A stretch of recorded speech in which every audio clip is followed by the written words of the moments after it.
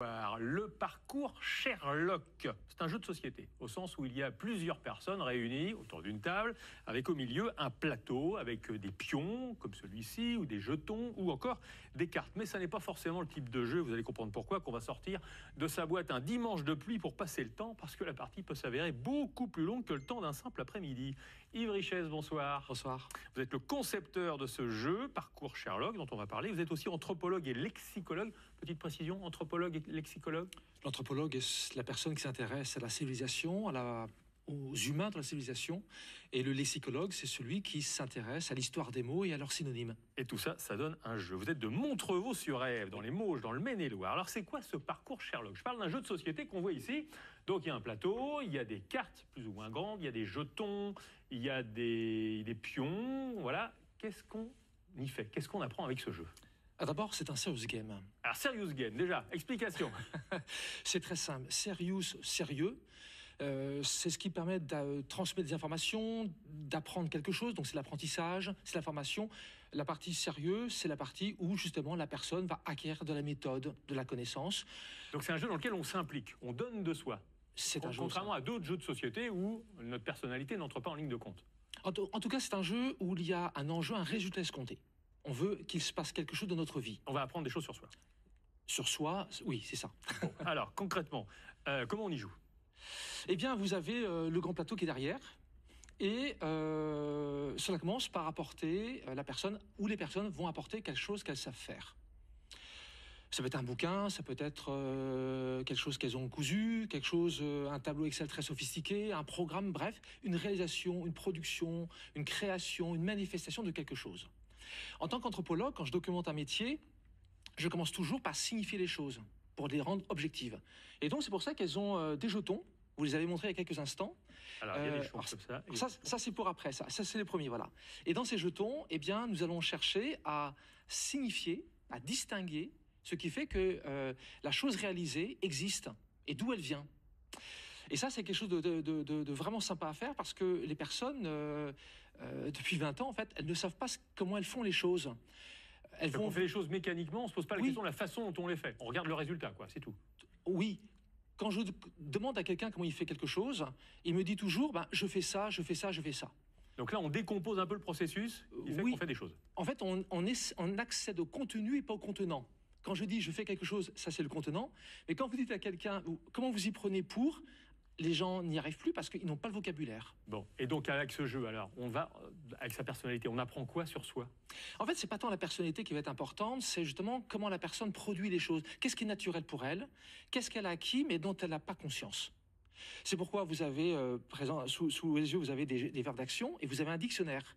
Et là, vous avez un autre plateau qui est le plateau des verbes d'action, qui permet justement de documenter ce que la personne réalise, mais aussi de documenter un métier, une activité. C'est pour ça que là, il y a manager, influencer, mixer, voilà. Ou encore virtualiser. Et si vous regardez les illustrations, il y a eu un énorme travail fait dessus. Les illustrations décrivent exactement la valeur du mot. Ça, c'est le travail étymologique. Bon, alors après, il y a un dictionnaire avec ça, il y a un livret ChatGPT, il y a des roues de verbes d'action. En fait, ce jeu, c'est pourquoi? C'est pour s'orienter, c'est pour choisir une voie professionnelle, une voie de formation? Alors, ça concerne effectivement toutes les personnes qui sont dans un processus de mobilité, de reconversion, d'insertion, d'orientation professionnelle, mais aussi pour des professionnels des ressources humaines qui chercheraient à objectiver des compétences dans un référentiel de compétences, ou à des recruteurs qui voudraient mieux documenter une offre d'emploi ou mieux documenter les facultés naturelles, les connaissances d'une personne. Mais ça veut dire que votre jeu, il devrait être conseillé auprès de tous les DRH de France. En fait, il devrait être conseillé auprès de tous les organismes de formation, les centres d'information et d'orientation, France Travail, enfin tous ces organismes-là devraient avoir votre jeu. Alors nous avons déjà des collectivités, la municipalité de Saint-Brieuc a déjà commandé le jeu, le département de Savoie a commandé le jeu, le lycée de Belfort a commandé le jeu, et pourtant il est même pas encore édité. Donc c'est pas un jeu auquel on joue en famille? Non. Non, c'est un jeu qui prépare l'avenir professionnel. Ça peut prévoir aussi la reconversion. Oui, au moment où on se sent mal dans sa vie professionnelle, on joue à votre jeu et la lumière arrive? En tout cas, il est clair, oui. Bon, comment vous est venue cette idée? Vous avez aperçu qu'il y a des gens qui ne faisaient pas le métier qui leur correspondait vraiment? Alors d'abord, je suis historiquement accompagnant, je suis andragogue, c'est-à-dire, ça veut dire quoi? C'est l'opposé de pédagogue. Pour les enfants, l'andragogue, c'est celui qui accompagne les adultes. Et ce que j'observe depuis 20 ans, c'est que les personnes ne savent pas nommer ce qu'elles savent faire. Et quand quelqu'un ne sait pas nommer ce qu'il sait faire, il n'arrive pas à s'exprimer, il n'arrive pas donc à valoriser ce qu'il fait. À côté de ça, en tant qu'anthropologue et lexicologue, je documente les métiers dans le monde entier depuis une vingtaine d'années aussi. Et j'ai toujours constaté que les personnes ne savaient pas non plus décrire précisément ce qu'elles savent faire.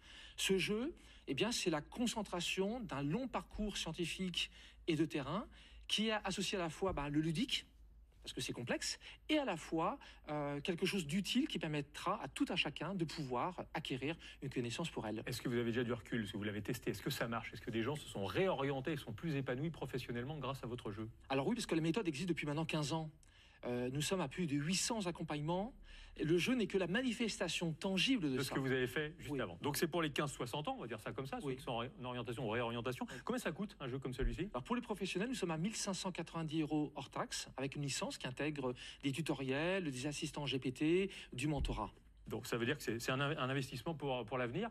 Est-ce qu'il y a une version familiale qui pourrait ensuite exister éventuellement? Alors on me l'a déjà demandé, j'aimerais avoir un peu de recul sur la dimension professionnelle pour voir avec justement tous les Donc joueurs... c'est pas non, vous dites pas non? Non, je ne dis pas non. Bon. Et une version numérique? Parce que maintenant tout doit passer par le numérique. En fait, la version numérique existe déjà depuis 10 ans. Mais le jeu numérique, non? Pour lequel on peut jouer sur son smartphone? Elle sortira normalement d'ici 1 an et demi. Bon. C'est un peu né par accident en fait, ce jeu. Oui, en fait, c'est né grâce à un projet que je conduis avec le programme Ecotone, pardon, je l'ai confondu avec un autre programme, une ONG, c'est le programme Interlude, logistique low carbone. Je vous en prie. Très bien. Merci beaucoup Yves Richez, concepteur donc du jeu Parcours Sherlock, pour bien trouver sa voie professionnelle ou retrouver une voie professionnelle qui vous convient. L'info se poursuit.